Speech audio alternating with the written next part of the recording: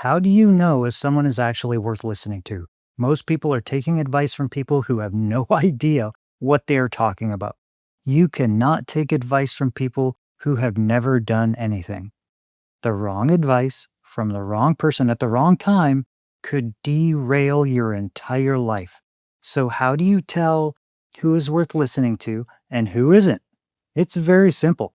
Ask yourself three questions. The first and most important question: does their life match what they are telling you? Because your life is louder than your mouth. If someone is giving you advice, take a look at what their life is like.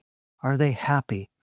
Are they successful and content? If someone tells you to be disciplined, but they cannot keep a promise to themselves, or if someone sells you peace, but they are anxious every time you talk to them, they are not worth listening to. They do not have to be perfect because nobody is, but there has to be a pattern. The way they live has to line up with what they are telling you. And if it doesn't, you do not want to listen to them. In fact, I would avoid them at all costs and never talk about your plans around them. The second question is, have they actually done it?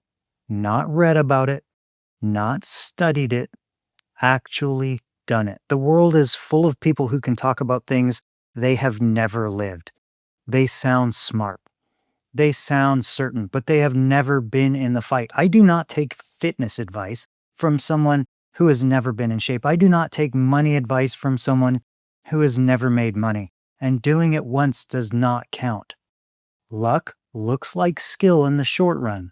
You want someone who has done it, lost it, and done it again. That is when you know it was not an accident. The third question: do they have a stake in the game? What do they lose if they are wrong?